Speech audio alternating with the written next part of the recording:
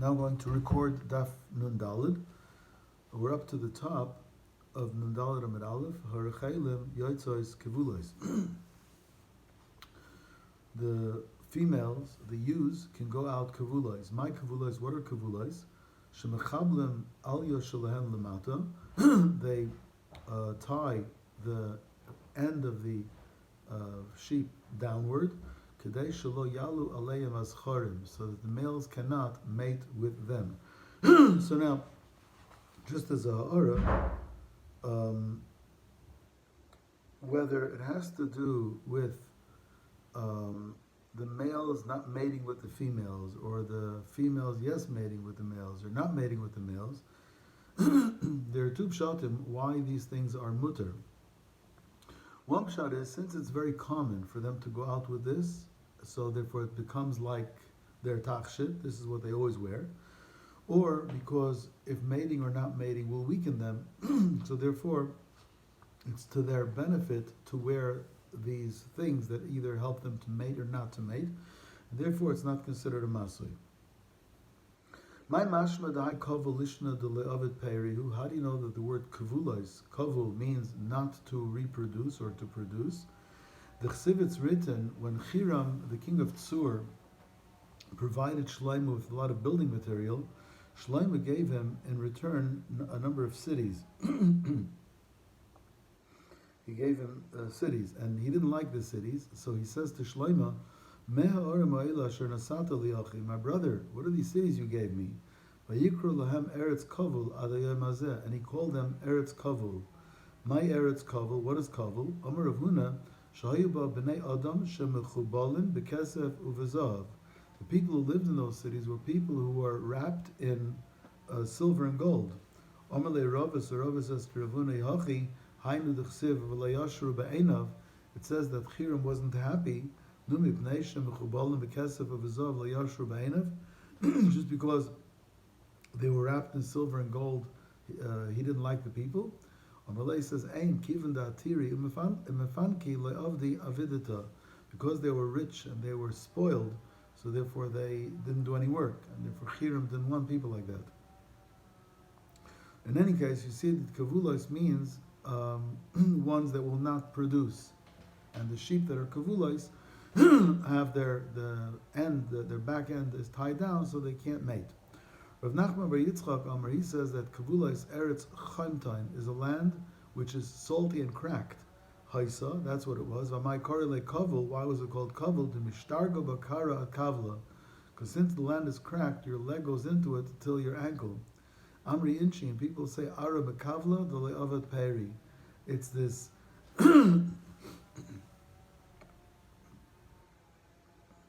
It's this either it's this land that chains your legs that you can't walk around, or it's a land that catches your leg up to the ankle. But bottom line is, it's not a land that produces. So kavulos means that the sheep go out not being able to produce because they're tied down, so they can't mate. The sheep can also go out kavunos. My kavunos, what are kavunos? Shemechabden oisai lemelas. When the lamb is born, they put a cloth around the lamb, so when the lamb grows wool, the wool is kept very clean. Kedetnan, as the Mishnah says in the beginning of Negoim, se'es, the mark called se'es is kitzemer lovan, is the white of white wool.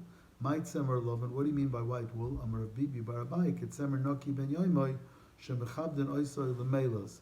It's like the white wool of a sheep that was protected from the day it was born, and that wool was covered or shielded, so that you'll make melas out of it. Melas is very fine wool. The goats can go out with their udders tied. So we learned in the Mishnah three shitas. According to the Tanakama, whether their udders are tied so that the milk doesn't come in, or the udder is tied so the milk doesn't leak, both of them are mutter. According to Rabbi Yossi, both of them are usr. According to Rabbi Yehuda, if it's tied tight so that the milk doesn't come in, then it's okay, because it's not going to fall off and you won't come to carry it. But if it's tied just that the milk shouldn't leak, that is not as tight, and therefore that may come off and you might come to carry it. So he has a moderate shita. Itmert was said, Rav Amar Halacha Rabbi Yehuda. Halacha is like Rabbi Yehuda, who has the intermediate shita, that tied to dry it up is mutter, but tied to retain the milk is aser. Shmuel Amar Shmuel Halacha Rabbi Yosi, that both are aser. Ikad Masni Lashmaita Bapinafshe. Some taught the Machlekes Rav Shmuel, not based back on the Machlekes Rabbi Yehuda and Rabbi Yosi, but simply on the halacha itself. Rav Amar Rav says liyabesh muter v'loy lecholev. You can the goat can go out with the string that ties its udder so that the milk doesn't come in, but can't go out if it's just tied down so that the milk doesn't leave. Shmuel Amar Shmuel says echazeh v'echazeh aser. Both types of tie down, both are prohibited. Some taught Shmuel's chumrah regarding a different brisa. The brisa says izim yotzes sruras liyabesh. The goats can go out with their udders tied in order to dry up that the milk doesn't come in. Avaloi lecholev, but not to retain the milk. Rabbi Yehuda ben Beseir Rabbi Yehuda says kach halacha. In principle, I would agree with that distinction. Aval mi meifis, who's going to be able to tell whether the goat has a band which stops the milk from coming in or just to retain the milk? Ezel liyavesh, ezel lecholev. Who's going to tell which band is to dry it up, which band is to hold the milk? Because you can't tell, so they're both prohibited. Amar Shmuel, Amri lo Amar Rav Yehuda Amar Shmuel. So Shmuel says, some say Rav Yehuda Amar Shmuel says, halacha is Rav Yehuda ben Beseir. The halacha is like him. So Shmuel held of the chumrah digashita of Rabbi Yosi, that both are aser. But Kiyosa Ravin Amar, when Ravin came from Israel, he said, in the name of Rabbi Yochanan, halacha ketanakama, that both are mutter. So now we have three shitas. We have in Eretz Yisrael, Ravin said b'shem Rabbi Yochanan, the halacha is like the Tanakama, that both forms of banding are mutter. Rav held the halacha was like Rabbi Yehuda, that banding liyabesh is mutter, but banding lecholev is aser. And Shmuel held like Rabbi Yosi, that both types of banding are aser.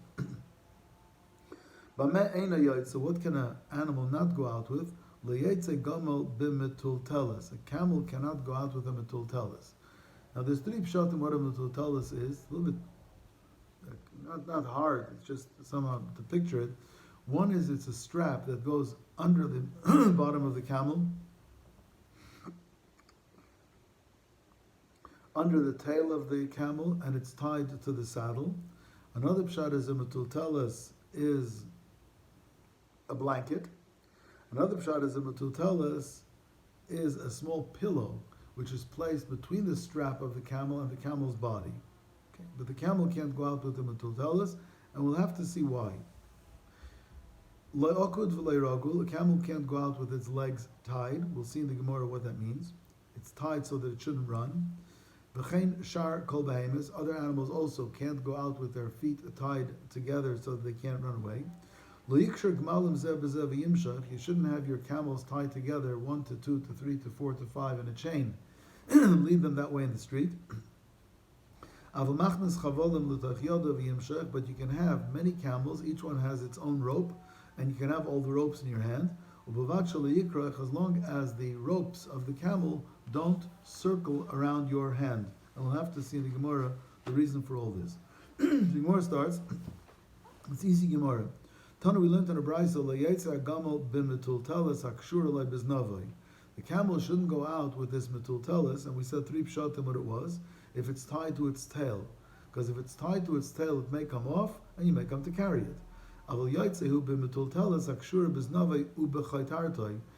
this metultelis is tied both to its tail and to its hump, then it's tied better and tighter, it won't come off, and you won't come to carry it.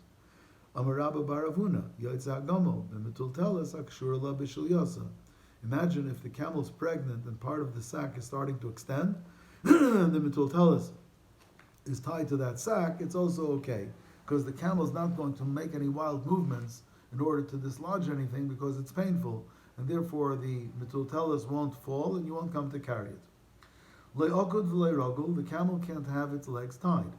Amar of you, the akud means akidas yad v'regel, when you tie a right foreleg to a right hind leg and a left foreleg to a left hind leg. Ki Yitzchak ben Avram, the way Avram Avinu tied Yitzchak on the Akedah. And And rogul is shalayokov yode al gabizroye. Rogul means when you bend the leg of the camel back, so that from the knee and below is bent back and tied onto its thigh. Now the purpose of this is to hobble it so that it can't run away. This is not to benefit the camel, of course, and therefore that's a masli. Meisvei, the Gemara asks the kasha of Yehuda. The Brisa says that akud is shtei yadayim, is tying the two forelegs together. Shtei raglayim, or tying the two hind legs together. And rogul is, as Rabbi Yehuda said, shalayochav yodeh al gabizroya of the yikshar. You shouldn't bend the bottom part of the leg below the knee, back on the thigh, the upper part of the leg. So rogul is exactly what Rabbi Yehuda said. But as far as akud, Rabbi Yehuda said it was a foreleg and a hind leg, and here you see it's the two forelegs together. Zokti Morhuda Amar Kiai Tana, Rabbi Yehuda said like a different Tana, the Tanya will enter a brisa that akud means akidas yad v'regel, either you tie a foreleg and a hind leg together, or shtei yodayim shtei reglayim, or tying the two forelegs or the two hind legs together. And rogul is, as Rabbi Yehuda said, shalayachlev yodeh al gabizroya v'yikshar. You shouldn't bend the bottom of the leg below the knee back onto the thigh and tie it together like that. Says, you helped me a little bit, but not well enough. Bakati leidami, Rabbi Yehuda still doesn't match up with the brisa, because Bishlam Ereisha, the first part of the brisa, that said that akud was tying a foreleg with a hind leg, and seifa, where it said that rogul was tying the bottom of the leg, folding it back to tie to the upper part of the leg. Nicha, that's what Rabbi Yehuda said. But mitziasa kasha. But the Brisa also said that akud could be tying the two forelegs together. Rabbi Yehuda didn't agree with that. Ella hudamar ki haytana. Rabbi Yehuda holds like a different Tana, that the word akud is akidas yad v'regel ki Yitzchak ben Avraham. That akud means tying a foreleg and a hind leg together, like Yitzchak ben Avraham was tied at the Akedah, which is exactly what Rabbi Yehuda said.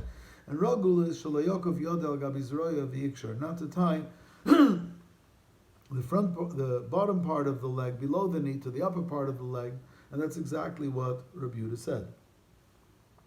V'likshar gmal, don't have a chain of camels tied together when you go to the street. My tamam ravashim shum demechze kamandoza lechinga, because it looks like you're taking them to market for sale, because that's how they used to take camels to sale, to the market, when they were tied one to the other.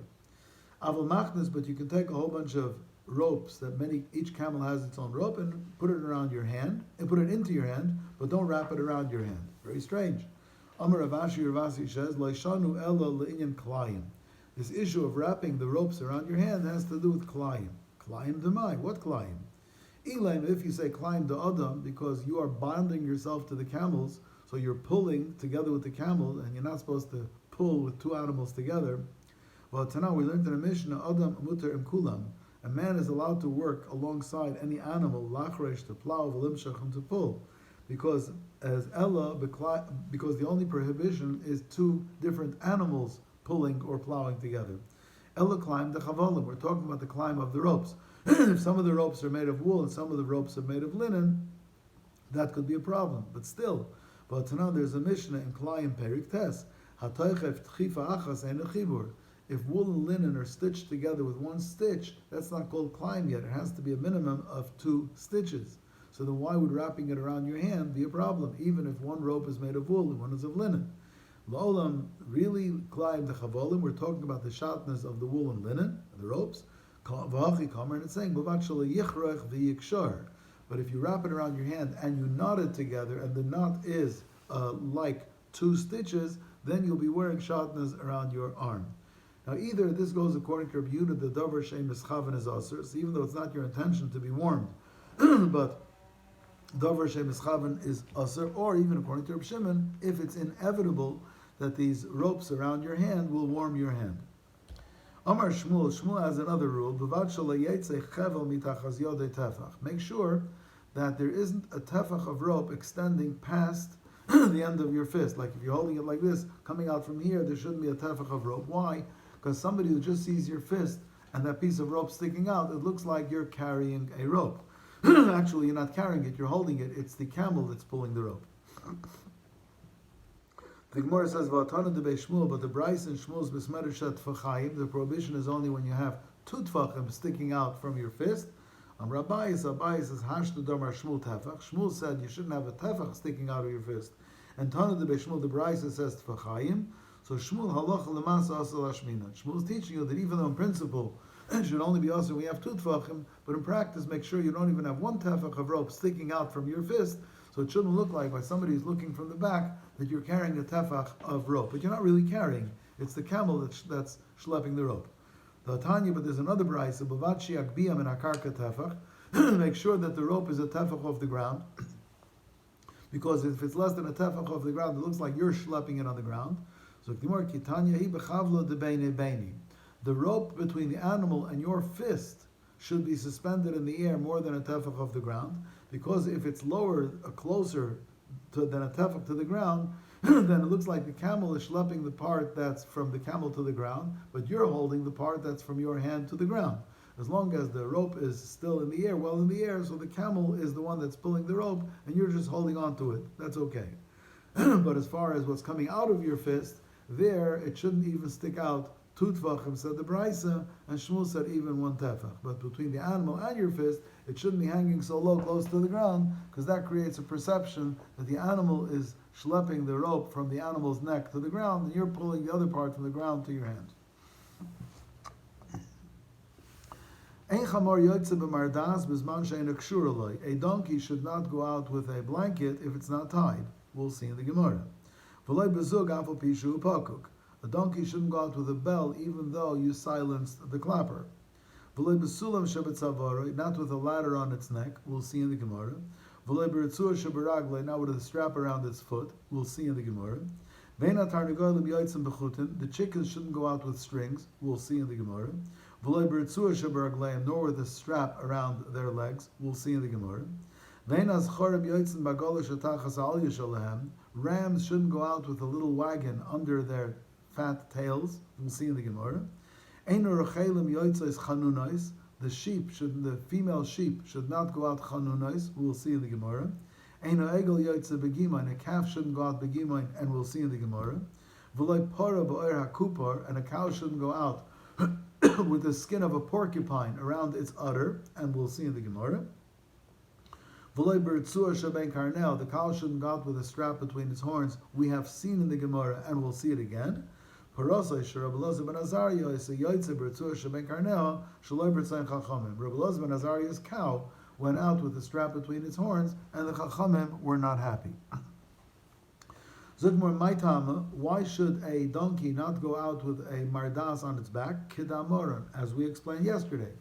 If the blanket is totally not tied to its back, the Mishnah didn't have to tell us that it can't go out like that, because the blanket will fall off and the owner will come to carry it. But what the Mishnah means is it can't go out unless the blanket was tied from Erev Shabbos. And if it wasn't tied from Erev Shabbos, it's Aser. And yesterday we learned 3 pshatim. Rashi says that if it's not tied from Erev Shabbos, it doesn't really look like the donkey needs it so badly. So therefore it doesn't look like it's a tachshit of the donkey. Taisva said if it's not tied on from Friday, it looks like you tied it on Shabbos because you want the donkey to transport the blanket from inside to outside. And the Rosh brought a Yerushalmi, a totally different story. That don't tie the blanket on Shabbos because you might come to lean on the animal, and that is an Isser D'Rabbanan of being Mishtamish B'Balei Chayim. And the difference between the Rosh's reason and the Rashi and Taisva's reason, as I said yesterday, was from the Pri Megadim. That according to Rashi and Taisva's, there's no heter if a guy does it. But according to the Rosh from the Yerushalmi, if a guy does it, so you're not going to lean on the animal. Au contraire. According to the Rosh and Yerushalmi, you can't tie the blanket on the animal even if it's not going to go out, even in your own yard, because you're afraid you'll lean on the animal. But according to Rashi and Taisva, as long as it's not going out, so it's not a problem. Don't have your donkey going out with a bell even though you silence the clapper. A donkey with a bell around its neck looks like it's going out for sale. Not with a ladder around its neck. Amar Avuna, what's this ladder? Beiloa, it's a piece of wood that's put by its jawbone. Lamai avdile, why is it put there? Lahecha de isla maka de lehoder chayich bei. Let's say it has a wound, let's say on its shoulder or somewhere, and you're afraid that it's going to bend its head and with its teeth bite on that wound to make it worse. So they put in that stick there in order to stop it from bending its head. But it can't go out with that because it's not really a normal tachshit for it. I'm going to stop here and then upload afterwards part 2.